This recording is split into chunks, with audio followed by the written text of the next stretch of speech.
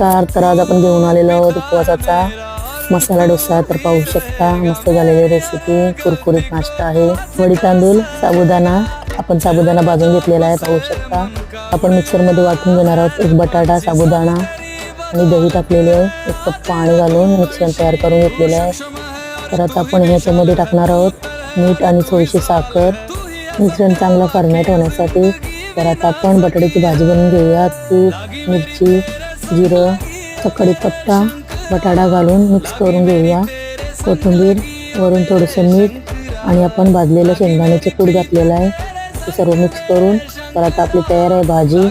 तर आपण डोसा टाकून घेऊया. तवा पहिल्यांदा साफ करून त्याच्यावर डोश्याचं बॅटर टाकून पसरवून घ्या. डोश्याचं बॅटर टाकल्यानंतर आपण त्याच्यावर थोडंसं तेल टाकून घेणार आहोत. तेल किंवा तूप टाका. आता आपण त्याच्यामध्ये डोश्याचा मसाला टाकून घेऊया आणि कुरकुरीत फ्राय करून घ्या. तर तयार आहे आपला मसाला डोसा. व्हिडिओ बघायचा